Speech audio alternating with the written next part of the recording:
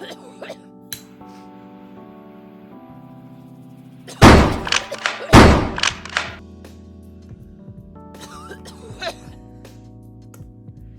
know, I really don't remember this movie being as toxic as it is right now just watching it.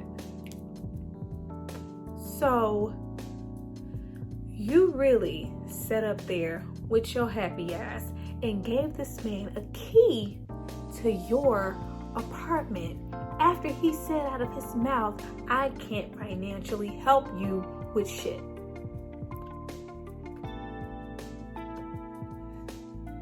And in turn, this same man sat outside of a show with your super pregnant ass and said, fuck you and fuck your birthday.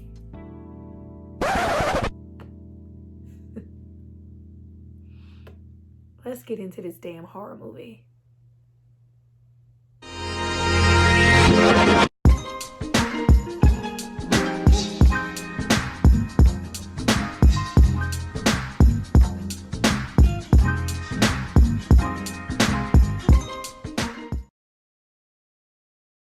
Guys, welcome back to my channel. It's Tyra here with another struggle review, here to discuss Disappearing Acts.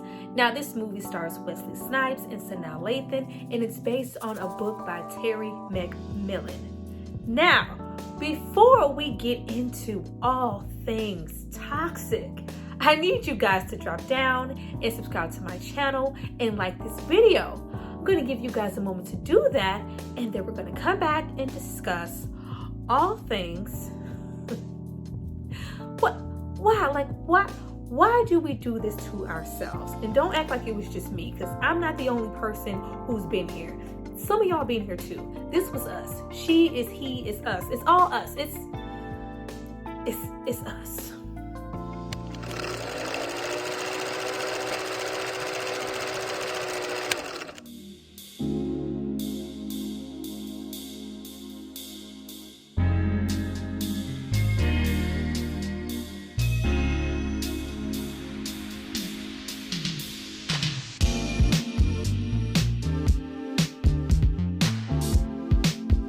You guys have hopefully subscribed to see more of me. Let's get into this movie. Now, I am completely blown back at the fact that I used to watch this and think that this movie was okay. I thought it was romantic. I thought it was sexy. I thought they were mature and there was all this growth in their relationship and they was all ride or die.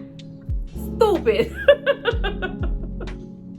Now, before we jump into the movie, let me spend a second on the director. And we should have known that this movie wasn't shit, because it was based off a Terry McMillan book. Miss I'm Not Gonna Cry, I'm Not Gonna Cry Shed No Tears herself. We should have known. It was right there the whole time. But this movie was directed by Gina Prince-Bythewood. She also directed Love and Basketball, which was released in the same year as this film, which also starred Regina Hall and Sanaa Lathan, who doubled back and went from Monica all the way back to Zora. Like, the level of maturity and the character and the weight loss, like, range. Also, so Gina Prince-Bythewood, you just said, you know, if we need a toxic relationship, Q or Franklin, we're gonna call Sanaa, because she knows how to handle this. Is that what was going on? Yeah. Now, getting into the movie, we are immediately introduced to Zora, played by Sanaa Lathan. She is moving into her nice Brooklyn brownstone. She is an aspiring singer, songwriter, but for now, she works as a music teacher. We also meet Franklin, portrayed here by Mr. Wesley Snipes himself. He's, you know, down, little around the way, carpenter, who's good with wood floors and good with his hands. You know what I'm saying? Now, with Zora being in a bind because her apartment isn't quite ready yet, Franklin does a good deed of helping her move her stuff into her apartment. There's, you know, a little conversation, but for the most part, they're kind of getting to know each other a little bit, exchanging, you know, little flirty type things. There is this instantaneous, like, real strong attraction, which leads to Franklin offering to help her set up even further in her apartment. You know, after he realizes that she's living in that nice apartment by herself and she don't have no man, like, hey, I will come back at, 6 o'clock and help you set up even further. I'm trying to help you out because that's the type of guy that I am. And that was red flag number 1. Because did we show up like we were supposed to? Now, right away at this moment, we're not even a good 15 minutes into the film. They waste no time in letting us know where Franklin is as a man and who he is. I was like, damn, y'all didn't... It was here this whole time that Franklin wasn't shit. But you know what? It's okay. We get into Franklin, they're setting up this date. You initially set up this appointment and he didn't show up on time because he had a bad day at work and he doesn't know how to control his emotions. He goes out, he's drinking, he's hanging out with a friend. He sees the clock ticking, but he still does not move. Now we have this whole riff in the film of Franklin, not being able to find, consistent work, him kind of, being beeline constantly at the job that he is on, and he just can't handle it. So what does he do? Not show up. That should have been a red flag right there. But was it for Zora? No, it was not. Why? Because he was fine. Now, how many times have we made bad decisions in significant others because we were basing everything off the physical, off someone's appearance, just so shallow? But what does Franklin do? He gets up when he's ready, after she's been sitting around waiting on him, comes and finds her like, yeah, I got hung up. I can help you now, though.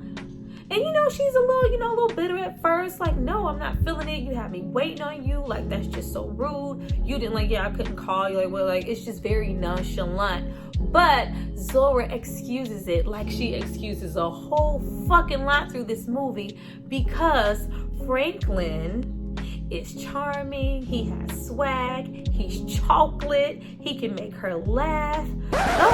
As most Dusties are. They have to display all the qualities you like, all that are really surface level, and there's not much beneath it.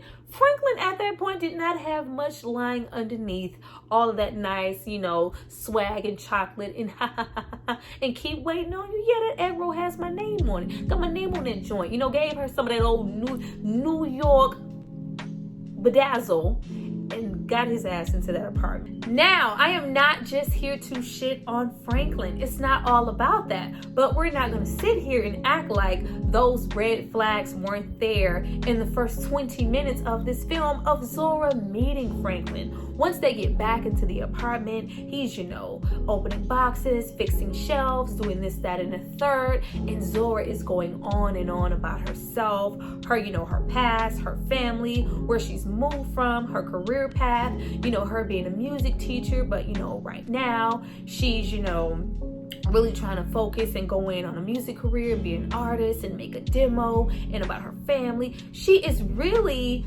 purging with information. And what is he doing? Quiet, not saying much. Even goes as far for Zora to say, you're not really saying a lot about yourself. He is so closed off and so silent, and she's prying and, do you have any career goals? Do you have this? Tell me something about yourself, because so far I'm the only one doing all the talking. And he says very surface, oh yeah, I want to do this with my career. I want to, preserve brownstones, and I want to do this. And then this is okay, that's nice. And that's all he says about himself. At that point, that's all he decides to mention. Suspect.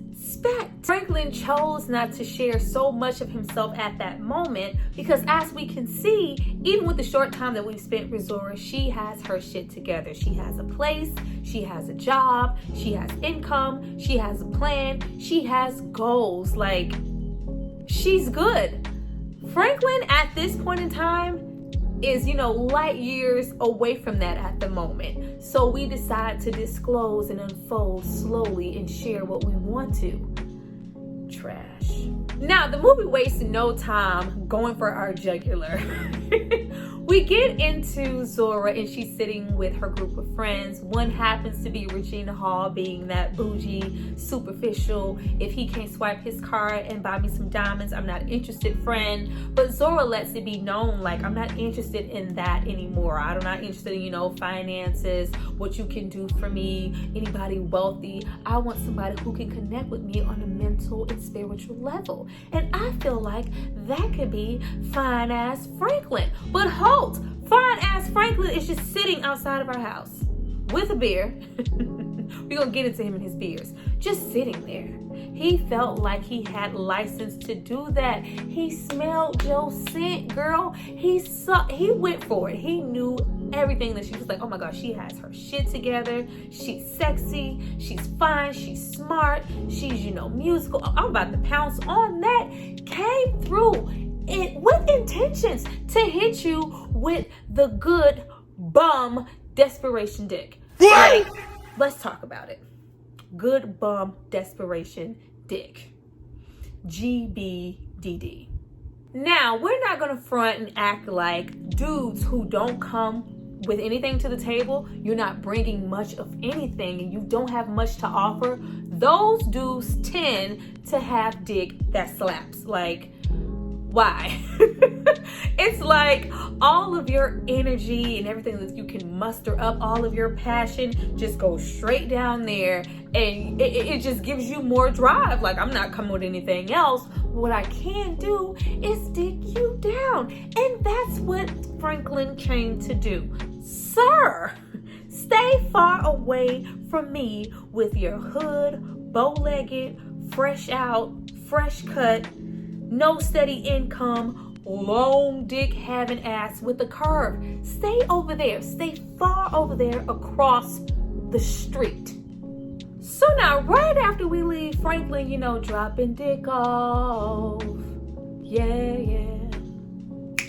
I'm dropping dick off. Franklin was dropping dick off. Right after we leave that, we get into this magical montage of them. That whole bliss that you're in when you're in a new, satisfying relationship, and it's about, between those first, 1 to 3 months, and it's just everything is just good. Person can do no wrong. They're, living their best life. They're cuddling. They're watching TV. All this great conversation, playing Scrabble. Just everything's all good. Everything's fine.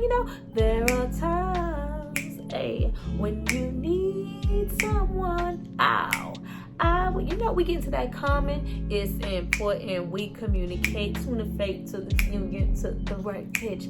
I never call you my bitch or even my boo. Like, they were having a good ass time. Even Franklin goes so far as to brag about her. I love that little scene when he's bragging to his friends, like, oh my gosh, she's beautiful, she's fine. And she listens. We actually talk and she listens to me. She's not yapping off at the damn mouth like all these other women out here. Yeah, Franklin, because at that point, she didn't have no ammo. She was so content and just so comfortable. And like, what did you know about this man besides his name and where he worked? Like, ma'am, why, Lord?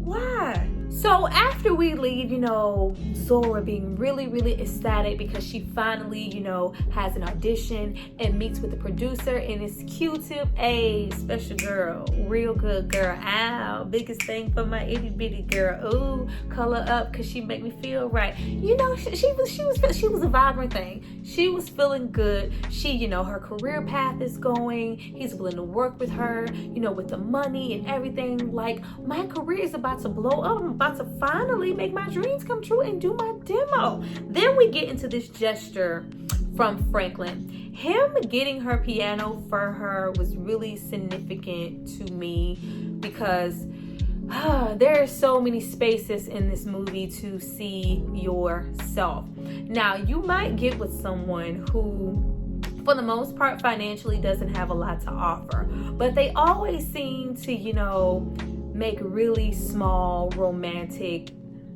out of nowhere gestures. And it's just like, oh my God, he got my piano for me that was on Lil Way. Now I can, play my music at the house. Like, and it just means so much to her. It even brings her to tears, and even has her, finally sing a song for him, because he's been begging, since the movie started, for her to sing something. But it just, it's just so great for her. But it's just like, oh my God, it's just like, damn, it's such a trap. It's such a trap that, of course, with you not really having a lot to offer, you can do, something, really minimal and small, as in, get my piano, and it just means so much to me. But when is, the next time that you're going to be able to do something like that? Like, it was painting a picture of my life. Like, Franklin was not a bad dude, and it just comes back around to, Zora, I'm not looking for, financial security. I'm not looking, like, you're not gonna get everything in everyone. If, somebody is, financially okay, and this, that, and the third, they're, lacking somewhere else. If they're, fine and all of this, and they're just handsome, they're lacking somewhere else. If they're, with you on a spiritual level and mental, and you guys have this really good connection and this bond, you can talk about anything, they are going to be lacking somewhere else. Like, oh, my life. So after I took a step back and, stopped taking all of this personal, we get into, like, bums away from their relationship. Zora is so content and so good and so happy at the aspect of, her goals coming into fruition. Meanwhile, Franklin has bombs to drop on top of fucking bombs. Like, we don't get, a full time span for just how long that they've been talking, but by gosh, it was damn sure long enough for you to tell her about all the stuff you have going on in your life. Okay, so we passed the financial part. Hey, I ain't got the money like that, girl. My pocket's a little light. Okay, cool.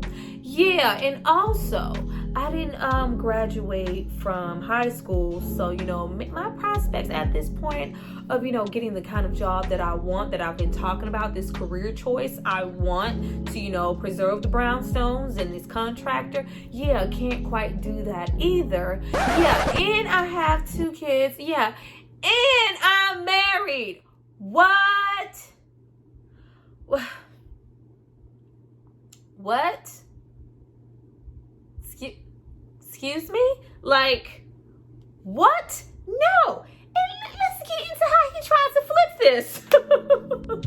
I was so mad at Zora at this point, because I was just like, girl, run away, girl. No. How many red flags do you need? Like, the finance, okay, we can work, whatever.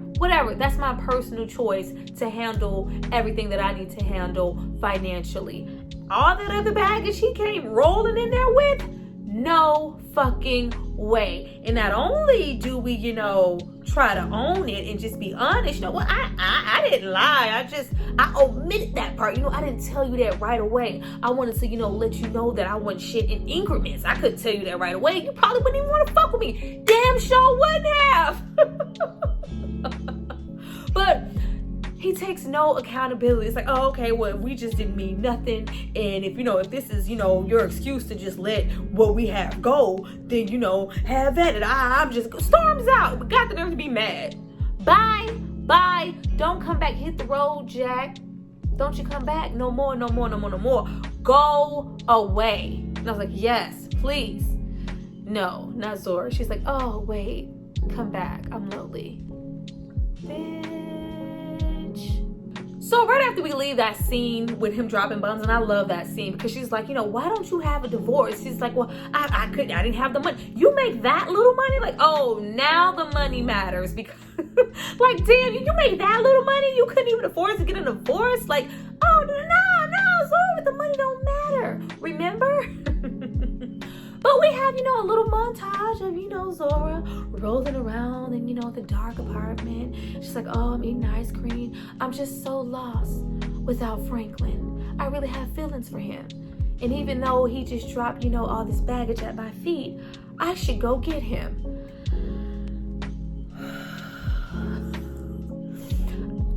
you know what? All right, cool. Zora, you want to go and get that man, this man? Go ahead, girl. Let me tell you why I put my foot all on the gas when she pulled out a key to her apartment.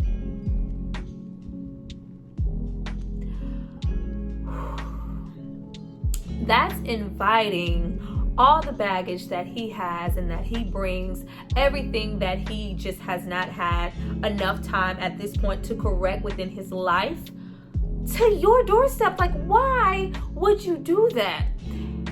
Then, the only stipulation, I want to meet your kids and you got to get that divorce. All right, you're cool.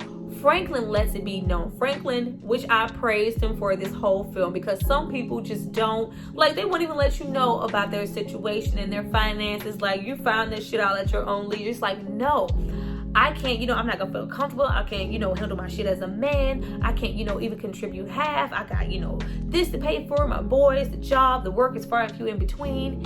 And, at that moment, Zora decided to be, fucking Monica. Give me you. Give me you. That's enough for me, baby. Like, give me you. Just bring yourself. I can, take care of us. I just want you with me.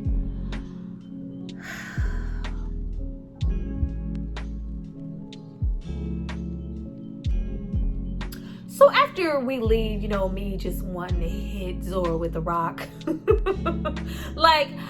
I really hate, that whole just excusing. She excused so much of Franklin's behavior and his red flags just because, she cared. And at, this point, she loved him. And it's just I don't care, whatever. Everything was just, she was just blinded by the love. This man told you he was still married. He hid 2 kids from you. He had no prospects at this point to get the job that he wanted because he didn't even graduate from school at this point. But women being women out there, just not even women and men out there. At what point is support too much support? Where do you draw the line between, hey, we're gonna, because Zora made that beautiful statement, it's like we're starting over, we can grow together. At what point is growing together a level of too much? Where do you draw the line to go, okay, yeah, I can't get jiggy with this shit, that's a little too much? Because Zora's situation for me, that was too goddamn much. And that whole, the money. I felt like I was watching this film for the first time and I was waiting for the prospect of that money to come back up, because it's completely delusional to go into a relationship and just feel like if you are bringing absolutely nothing financially to the table, it's going to be okay. It is not, because there's always going to be, a different, power dynamic in the relationship, because I'm always going to be contributing financially more than you can. Anywho, they're living it up. They are living their best life. They are in love. They are having sex. There is so much sex going on. Even get a little, ain't nobody love me better. Captured every sense. That's the way it was. It happened so naturally. I did not know it was. We got into Shaka. They were having a good ass time. Up until we get into, which brings them even more closer together, Zora having a moment with her epilepsy. We have had, a series of moments in the movie at this point to be known that she does not drink, and this is why she doesn't. She has epilepsy. She decided not to share it because she had a fear of being judged. Men tend to act different. You might, want to treat me different, look at me different. I just didn't want to share that. And this draws them closer together, because why not? Not only is Franklin, we playing Scrabble, he dropping dick off. And he is here to support me and, hold me and be by my side through my epilepsy episode. Everything, especially with Franklin here in Zora's eyes, everything that he did, the small things that he did on an emotional and spiritual level and supportive level for her, far outweighed, all of the red flags for her. But if you're watching the movie, it was a whole lot of fucking red flags. It was a whole lot of no, go back, return to sender. Far too much to ignore. But that's what happens when We dropping dick off. Now, right after that, we get more into Franklin showing more of his true self. Per usual, Franklin has been cut down at work. He's, been beeline once again, and it's just like, you know what? I'm tired of not having a consistent job. Don't ever call me again. I'm upset. Doesn't tell Zora right away. So shows his ass at a dinner, with the friends. And it's just like, you're trying to belittle me. You don't think I'm smart enough or I know how to conduct myself around your bougie friends. He is lashing out and clearly has a drinking problem and kind of going off a little bit. Doesn't, as usual, not forthcoming with information. It's like, okay, yeah, I got laid off. I got this, da. And what does Zora do? Be that extra supportive girl. I can take care of us financially while you figure your shit out. Zora was doing a whole lot. I can take care of us, I can, hold down the bills, hold down the fort. You go to school, try to get that contractor's license, fuck that situation, baby. I got you. You're smart. She's continuing to lift him up and ignoring all the toxic behavior that he is continuing to display. But what do we get right after that scene, huh? We get Franklin dropping dick off. Franklin, once again, getting it in. They have multiple scenes of getting it in, and we're gonna get into them getting it in. But before we get to that, we get even more serious about the relationship. And I love how they subtly leave us. I love the subtlety in this film. It's like really smartly written. We have enough backstory in the film, even the way that we have moments to show that even though Franklin, didn't graduate from school, he's, really good at Scrabble. He knows about certain things, certain artists, certain, levels. Like, he has some level of sophistication and, some brains. And even, giving us little inklings into how immature, and we're going to get into, moments that show how immature and kind of lackluster that Zora can be at times. But I love the way that they subtly, give us hints that Zora, may be pregnant. She's, complaining after they're going to meet his parents. It's like, my dress is really tight. It's just, it's like, you look, and she's just, she's being a little weird, being a little picky about what she eats. Of course, I loved how we got a little sprinkle of low-key Franklin's parents being a little fed up. Like, when your parents feel like you ain't shit, it's a problem.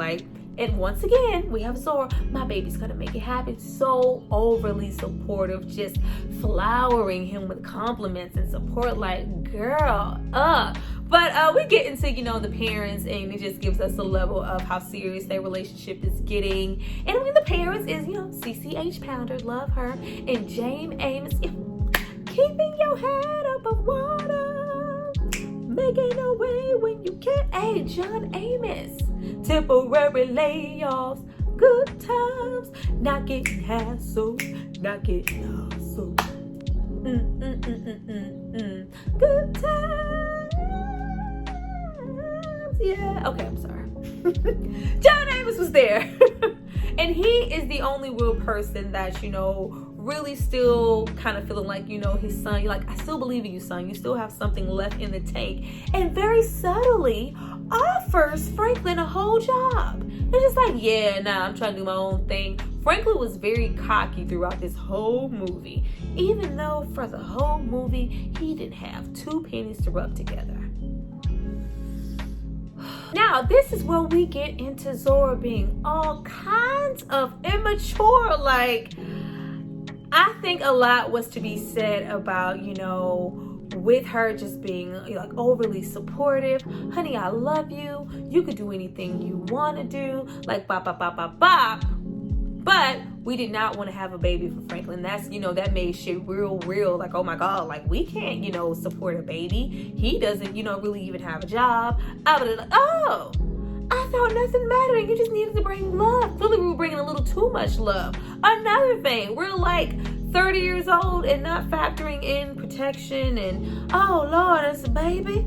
I didn't know I was going to get pregnant. Like, what the hell is going on?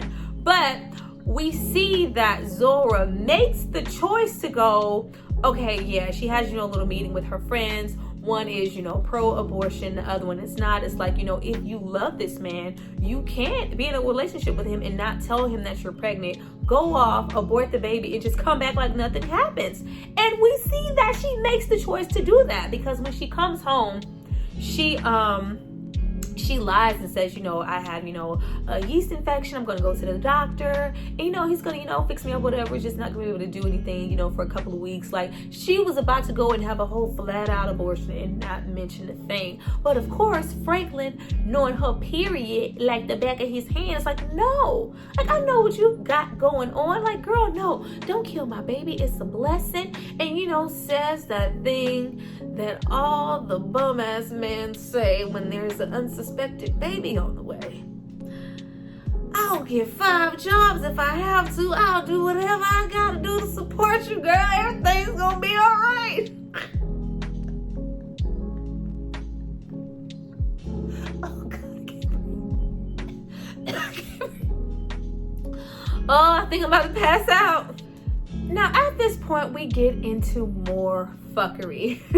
They decide, of course, to keep the baby. Franklin finesses his way into, this working union and gets the freaking job. He's so excited. He sets the mood. He's trying to be romantic. Zora is pregnant. She's trying to balance the household, the finances at this point, work as a teacher, all while writing music and, going to record in this hole.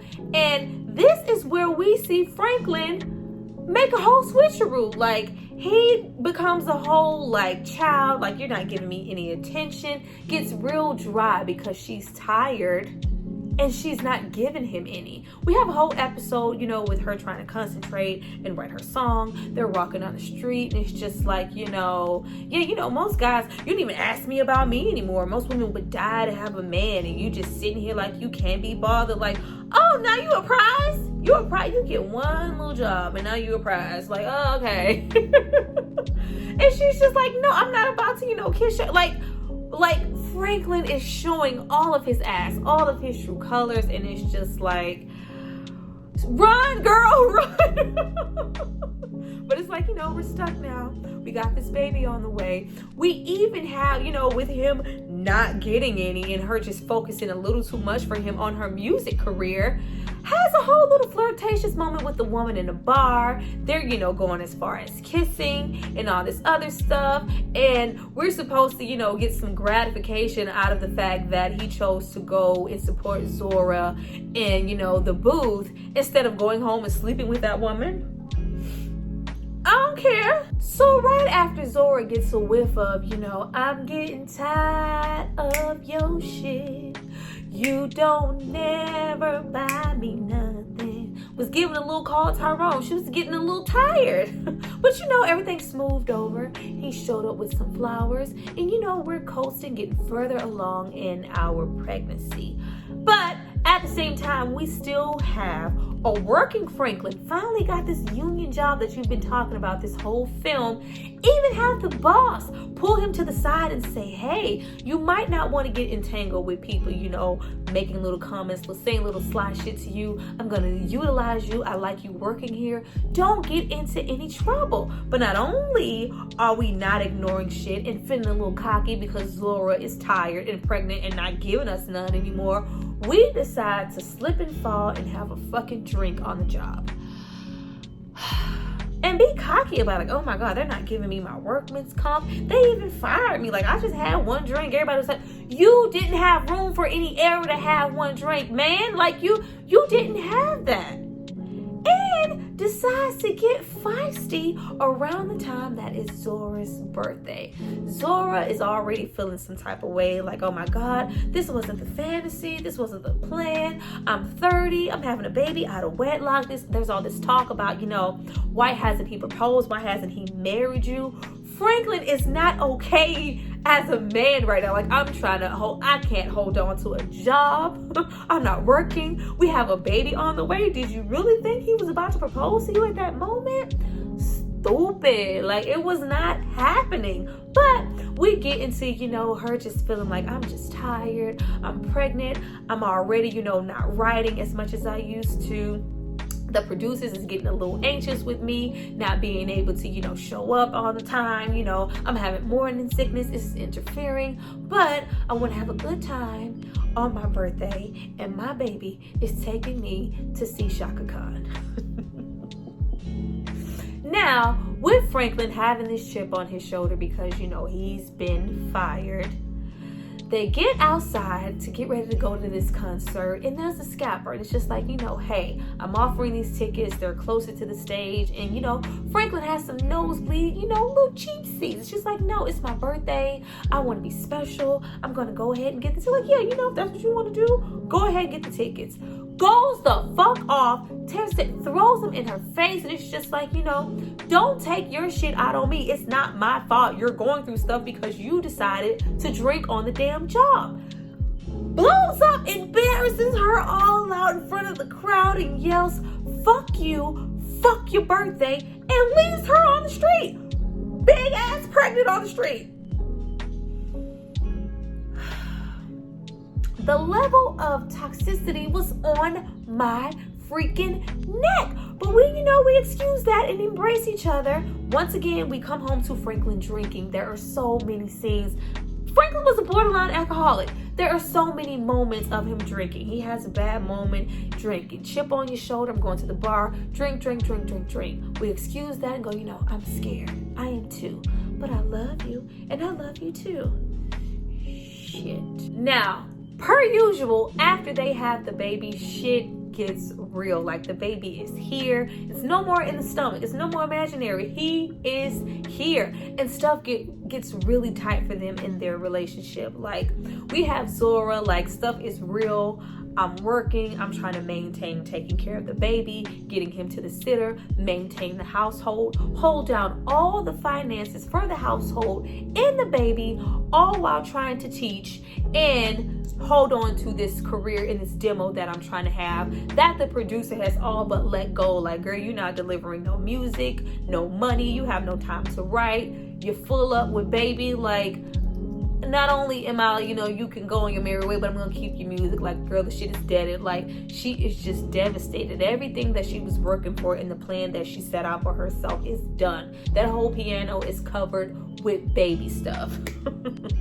But where's Franklin? Hey, it's Franklin. Where is Franklin? Franklin chooses, when and if, he wants to stand out. But, just standing out in that corner, waiting for somebody to pick him up for a job, it's just getting old. But how do we handle it? We get even more cocky. Not only do we get cocky, we forget to pick up the baby. And we come home, and where's Franklin? Franklin said, go ahead, daddy. Oh, it's a Queen Bridge, baby. Who do you love? I wanna lounge with you. Oh, you for sure. I do what I gotta do. Who do you love? Franklin was lounging. Who do you love? You know that feeling when you come home and the man that you're in love with doesn't have a job and he's lounging on your couch and ain't doing shit and ain't contributing and forgot to pick up the baby? Who do you love? I want to lounge with you. Franklin was lounging like a motherfucker. Like, oh yeah, I got this vision, for this thing I want to. Bob the Builder. If Franklin wasn't nothing this whole film, he was Bob the Builder all up and through the film. I love when we get that shot of her, trying to balance finances, balance the checkbook, make sure shit is paid. And he's, wiping away, painting, breaking down some granite or some shit. Like, those were Franklin's contributions to the house. Like, I'm dropping dick off and I'm building stuff. I'm a builder. I'm good with my hands, which you knew when you got with me, when you met me, when you moved into this motherfucker. But it wasn't a problem at first, though. And she looks over like, oh, if this motherfucker builds one more shelf, like, I won't build some money. Can you build some money? Like, no, money wasn't important up until we came in and we're like, yeah, I'm thinking about building. Yeah, you forgot to get the baby. Franklin has the nerves. Did you go look for a job today? Yeah, no, it was cold out there, so I ain't see no point in me being out there. Oh, yeah, the baby's wet. He needs to be changed. Yeah, girl, go take care of that. Meanwhile, you've been lounging around this bitch, didn't go look for a job, and the house is dirty. And Zora is like up to here with the shit. Oh, girl, you mad now, huh? You mad now, huh? Like, she is completely like done, and it's just like really real. Like, I can't do it by myself. I'm not asking you to. Like, girl, what you want me to do? Like, what you want me to do? Get your ass up and stop lounging, LL. Who do you love? I want to lounge with you. Oh, you for sure. I do what I gotta do.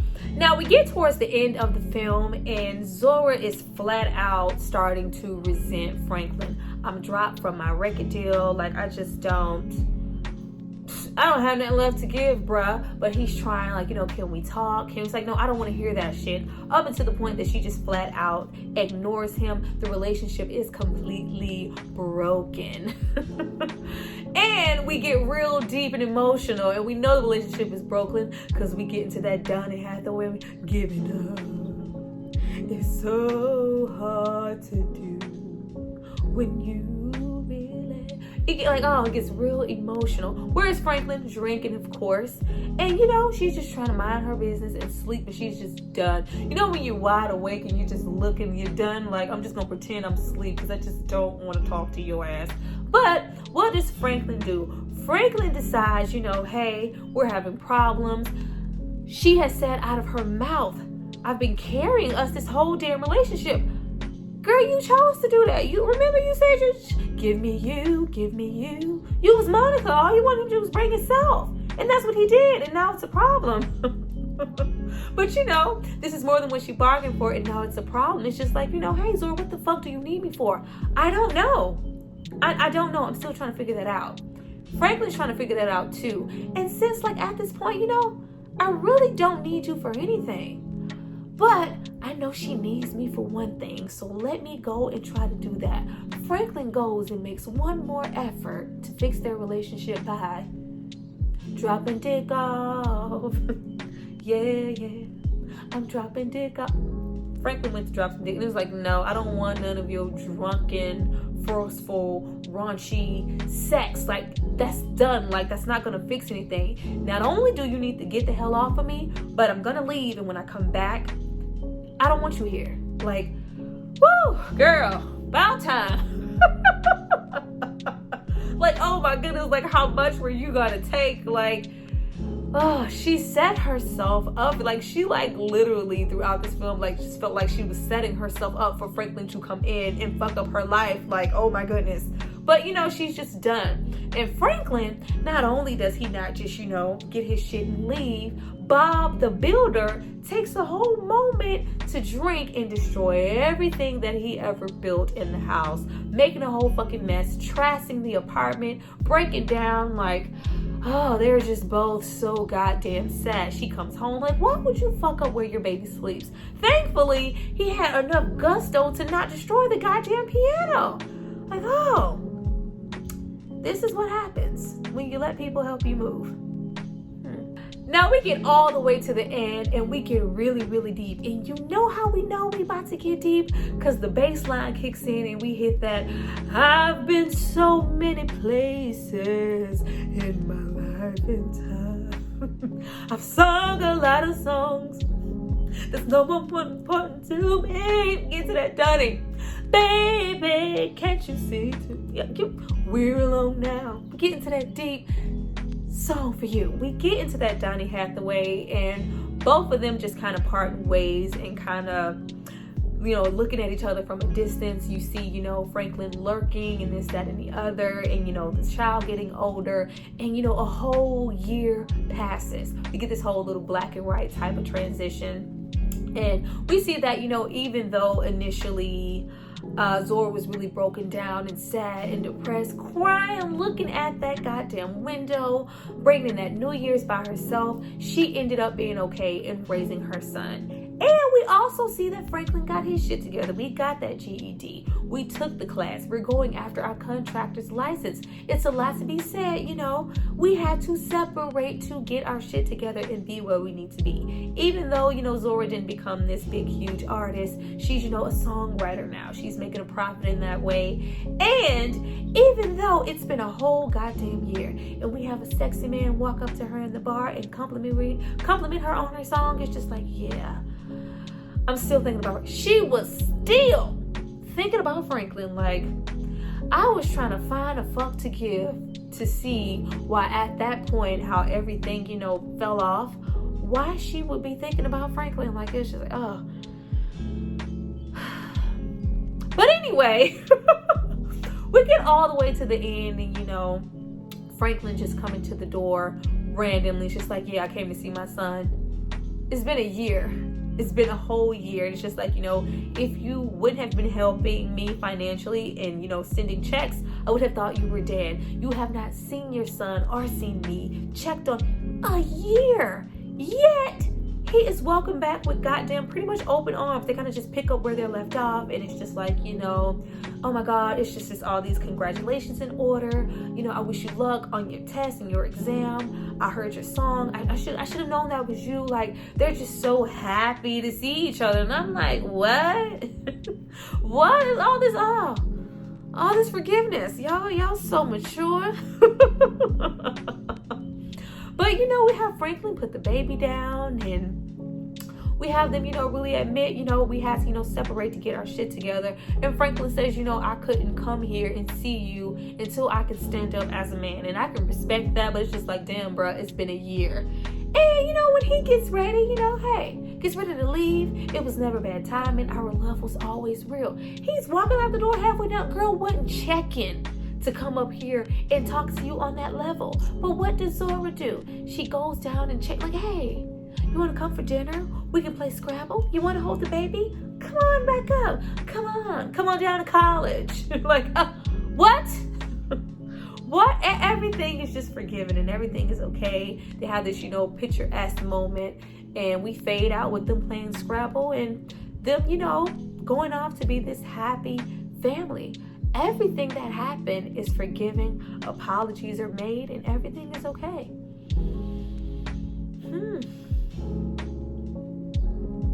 I'm dropping dick off. Yeah. Dropping dick off. Who do you love? Like, all the lounging, everything was okay. Like, I guess we should be respecting that, but the level of toxic that we saw in this relationship on both parts, and just how selfish Franklin was, and the attention, and Zora being, you know, quite immature at times, and making, you know, silly decisions, and just who can, you know, say, who could be, you know, big enough to just throw all that under the rug and forgive and move forward? Because I just would have said, you know, hey, just keep sending them checks, bruh. The baby is here whenever you want to come pick him up. Well, you guys, that was my review for Disappearing Acts. I hope you guys enjoyed it. Like, this movie was a good time. It was a bad time, but it was a good time. This was a good review. I really hope you guys enjoyed this video. I would really like to hear you guys' thoughts on the dynamics of Zora and Franklin's relationship. Like, this was like really toxic, and at some point in our life we have been here and we were rooting for this relationship. Like, I can remember watching this like, oh my God, this is so good. They could, you know, sacrifice and get over their differences and persevere and be a family. Like, right now, I'm not feeling that same energy. But you guys drop down and tell me what you think. I look forward to reading your comments. Thank you so much for watching this video. I'll see you guys next time. Bye.